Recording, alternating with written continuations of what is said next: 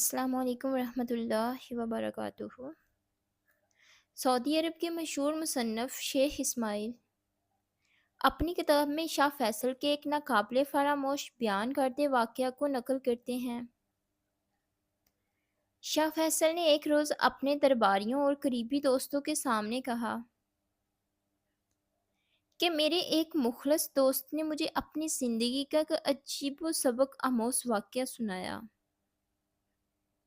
جو ہمیشہ میری روح پر نقش ہو گیا۔ وہ کہتا تھا کہ بچپن سے ہی مجھے سفر کرنے، لوگوں سے ملنے اور تجارت کرنے کا بہت شوق تھا۔ میں کبھی ایک شہر کے بازار میں اپنا کاروبار کرتا تو کبھی دوسرے شہر کے منڈی میں۔ ایک دن میں کاروباری سفر پر نکلا تو ایک خوبصورت اور خوشحال علاقے میں پہنچا۔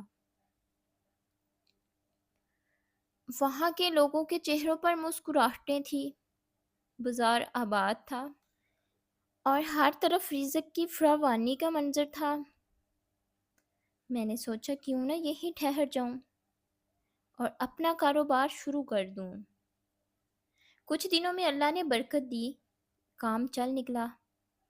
ہم دن بھر محنت کرتے اور جب نماز کا وقت آتا تو قریبی گاؤں کی مسجد میں جا کر نماز ادا کرتے۔ ایک شام مغرب کے وقت جب میں اور میرا ساتھی مسجد میں گئے تو وہاں ایک بوڑھا مسافر پہلے سے بیٹھا ہوا تھا۔ اس کی جسامت کمزور تھی، چہرے پر جھریاں تھیں مگر ایک عجب نور جھلک رہا تھا۔ نماز کے بعد سب لوگ مسجد سے چلے گئے مگر وہ مسافر خاموشی سے ایک کونے میں بیٹھا رہا۔ میں اپنے ساتھی کا انتظار کر رہا تھا جو اب بھی نفل پڑھ رہا تھا۔ اسی دوران میں نے دیکھا کہ گاؤں کا ایک شخص کھانا لے کر مسجد میں داخل ہوا۔ وہ سیدھا اس مسافر کے پاس گیا اور ادب سے کھانا سامنے رکھ کر بولا، حضور یہ کھانا تناول فرما کر ہمیں شرف بخشیے، آپ ہمارے مہمان ہیں۔ بوڑھے مسافر نے مسکرا کر جواب دیا، مجھے اس کی حاجت نہیں، اللہ کا شکر ہے۔ وہ شخص اصرار کرنے لگا، حضور آپ مسافر ہیں، بھوک لگے گی، کھانا کھا لیجئے۔ مگر مسافر نے نرمی سے کہا، میں وہ کھانا نہیں کھا سکتا جس کے بارے میں مجھے یقین نہ ہو کہ وہ رزق حلال ہے۔ وہ شخص حیران رہ گیا، بولا، حضور آپ مجھے حرام خور سمجھتے ہیں، میں تو 5 وقت کا نمازی ہوں اور منڈی میں کام کرتا ہوں۔ مسافر نے پوچھا، کیا تم منڈی میں سود پر قرض نہیں لیتے یا کسی کو سود پر قرض نہیں دیتے؟ اس نے سر جھکا کر کہا، حضور بعض اوقات ایسا وقت آتا ہے جب پیسہ نہیں ہوتا تو ہم قرض سود پر لے لیتے ہیں، اور بعض اوقات جب رقم فاضل ہوتی ہے تو ہم دوسروں کو سود پر دے دیتے ہیں۔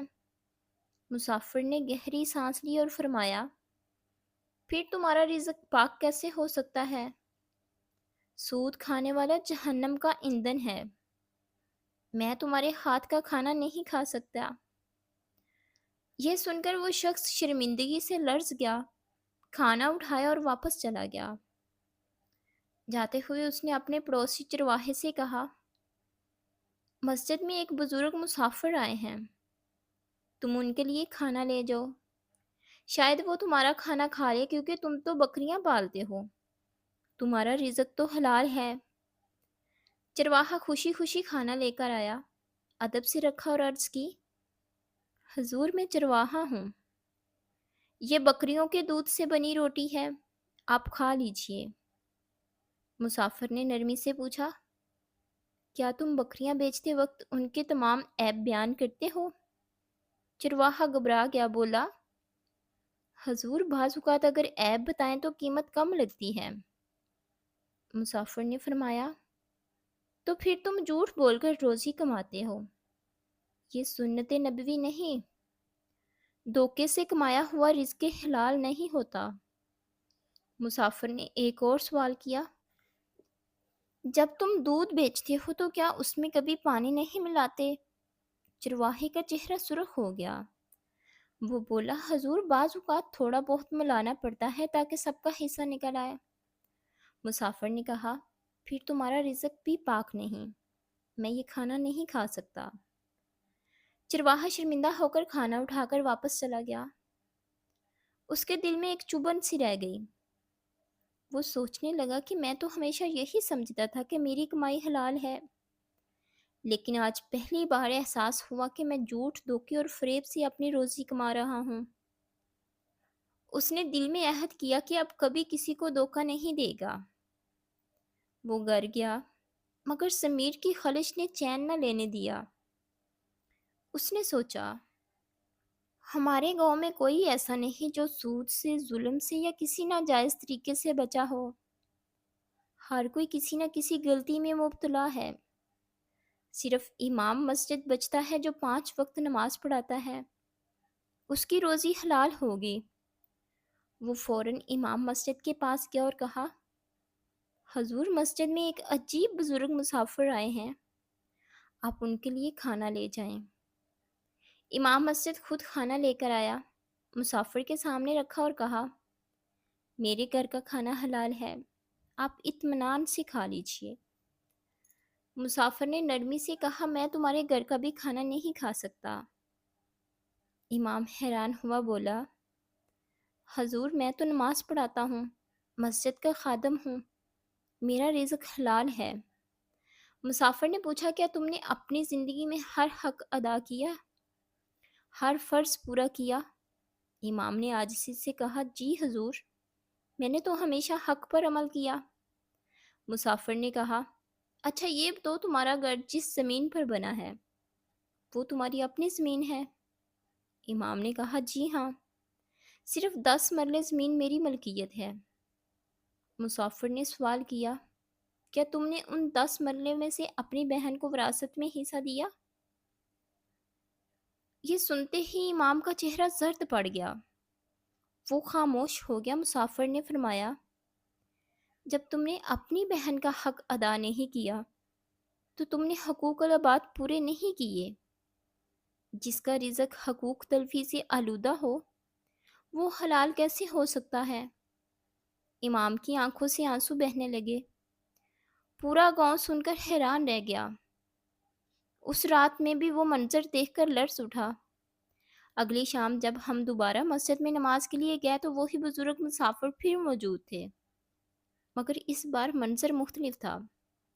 پورا گاؤں مسجد میں جمع تھا، کوئی بھی شخص نماز کے بعد باہر نہیں گیا۔ سب اس مسافر کے گرد بیٹھ گئے۔ گاؤں کے بزرگ نے کہا، حضور، ہم سب آپ کے سامنے وعدہ کرتے ہیں کہ آج کے بعد کوئی بھی سود نہیں کھائے گا، کوئی جھوٹ نہیں بولے گا اور کوئی دوسروں کا حق نہیں دبائے گا۔ امام مسجد نے بلند آواز میں کہا، میں اپنی بہن کو اس کا پورا حصہ دوں گا۔ چرواہے نے کہا، میں آج کے بعد دودھ میں ایک قطرہ بھی پانی کا نہیں ملاؤں گا۔ منڈی والے نے کہا، میں اب کبھی سود پر قرض نہیں دوں گا۔ مسافر نے ان سب کی طرف دیکھا اور مسکرا کر کہا، اب تمہارا گاؤں روشنی میں نہا گیا ہے، کیونکہ تم نے اپنے لقمے کو پاک کرنے کا عہد کر لیا ہے۔ شاہ فیصل نے یہ واقعہ سناتے ہوئے کہا، جب میرے دوست نے یہ قصہ مجھے سنایا تو میرے دل میں ایک لرزہ طاری ہو گیا۔ میں دیر تک سوچتا رہا کہ آخر ہم میں سے کتنے لوگ ہیں جن کے پیٹ میں جانے والا لقمہ واقعی حلال ہے۔ ہم میں سے ہر شخص کو اپنے رزق پر غور کرنا چاہیے، کیونکہ اگر لقمہ ناپاک ہو تو عبادت بھی بے اثر ہوتی ہے۔ مزید اچھی ویڈیوز کے لیے میرے چینل کو لائک، سبسکرائب اور شیئر کریں۔ شکریہ۔